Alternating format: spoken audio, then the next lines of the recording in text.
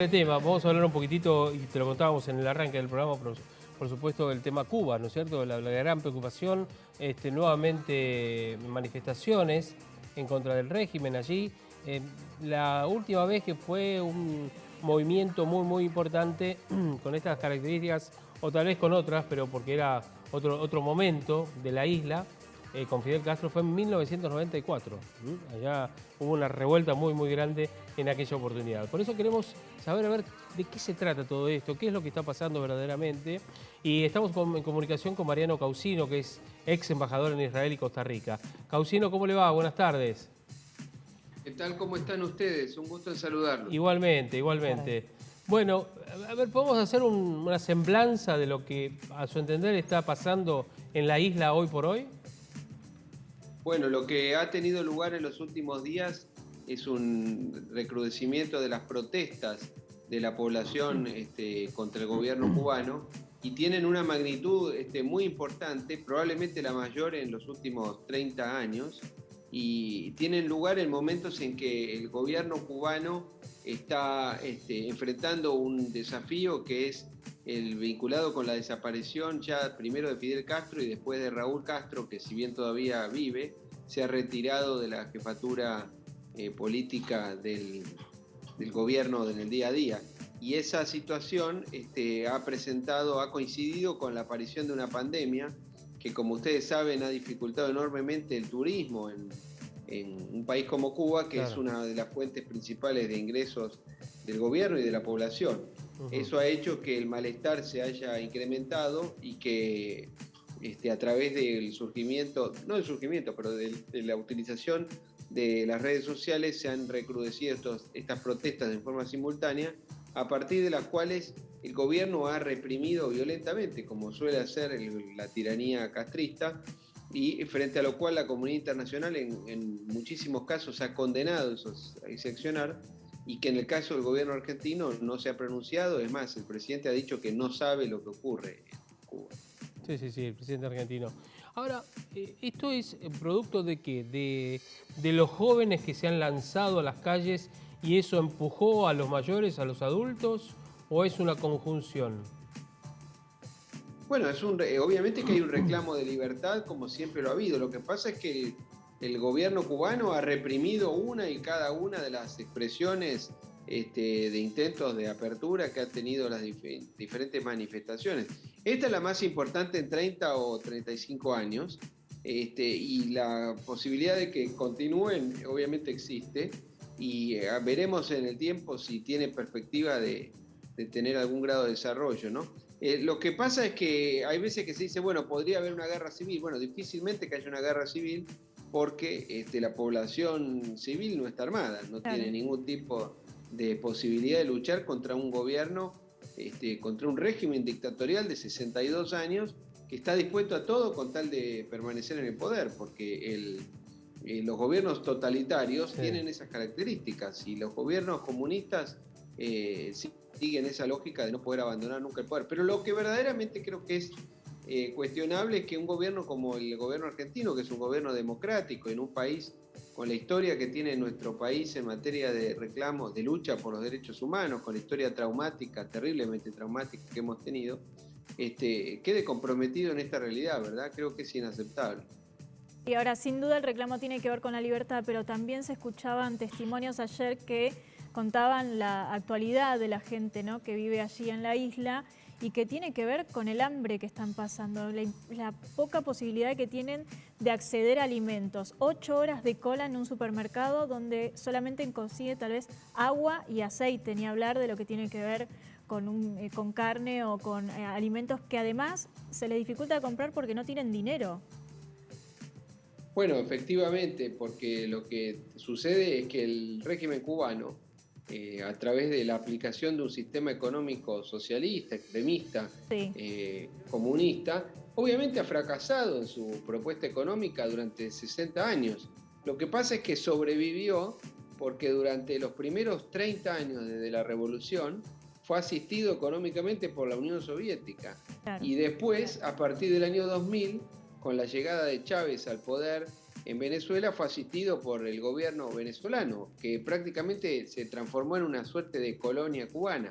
Ahora, Cuba pasó una etapa muy difícil que se denominó el periodo especial en los años 90, cuando Fidel Castro vivió los años más difíciles de su gobierno y donde había una perspectiva de que su gobierno podía caer. Incluso analistas muy importantes del mundo, por ejemplo Andrés Oppenheimer en su momento escribió un libro a comienzos de los años 90 que se titulaba Castro Final Hour, la hora final de Castro, en el cual suponía que el régimen cubano estaba a punto de fenecer. Finalmente se probó lo contrario porque a través de una serie de inversiones que permitieron en materia turística, con inversiones sobre todo españolas y otros países de Canadá también, en ese momento el régimen cubano logró sobrevivir hasta que después, para alegría del sistema comunista cubano, lograron controlar la situación política venezolana a través de Hugo Chávez y se hicieron de petrodólares a partir de ese momento, del comienzo de los 2000. Ahora, ¿usted cómo cree que esto va a, no sé, es muy difícil para resolverse porque lo que la gente está pidiendo es comer? Eso, hambre, tienen hambre, es lo que decía Mercedes. El tema de la pandemia obviamente afectó a todos los países en mayor o menor medida, pero la gente, usted decía recién que hace 35 años la gente no salía a la calle.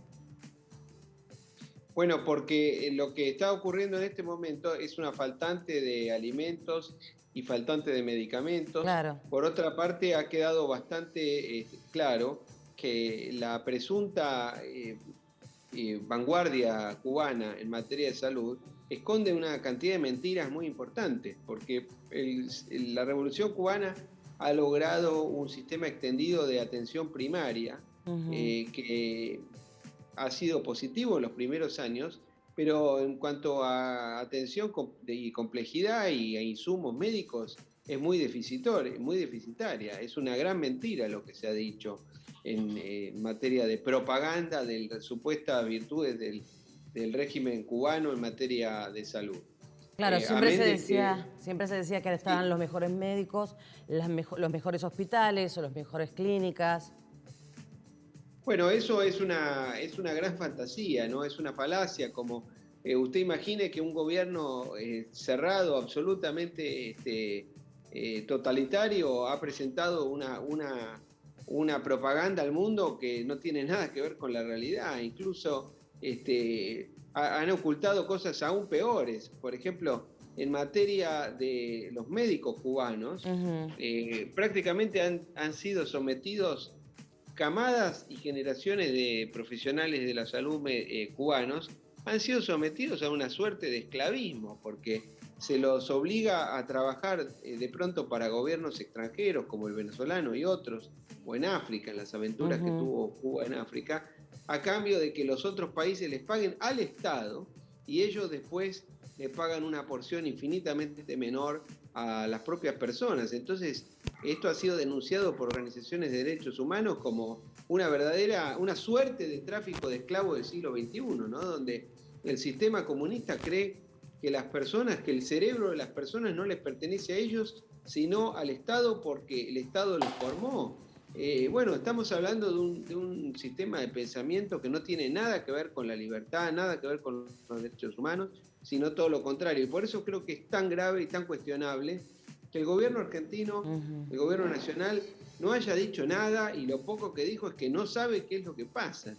Realmente es increíble que el presidente y el canciller hayan dicho semejante cosa, porque cualquiera sabe qué es lo que pasa en Cuba de hace 62 años, ¿no? No hace falta ser un especialista en política exterior para saber qué tipo de gobierno tiene Cuba. Bueno, y de hecho tiene un canciller que es quien le pueda explicar claramente, porque para algo tienen embajadores allí, tiene canciller acá y es el que en realidad le informa al presidente normalmente. Esto es una cadena, una cascada, ¿no? Pero uno entiende que lo que quiere es no comprometerse, por lo menos ya bastante con lo que hay y para muestra basta un botón. Lo que hemos conocido respecto del tema de Israel, respecto del tema de Nicaragua, ni que hablar del tema Venezuela, por supuesto también. El caso Cuba, que el presidente se sacó foto con Díaz-Canel hace algún tiempo.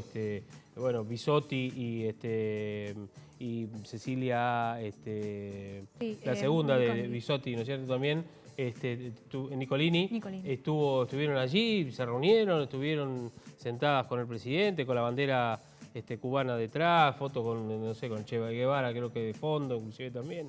Es decir, uno entiende todo eso. Ahora, metiéndonos en la cuestión vinculada a Cuba, ¿usted cree que va a haber alguna escalada, no digo de violencia, una escalada política fuerte o se puede ir diluyendo con el correr de los días?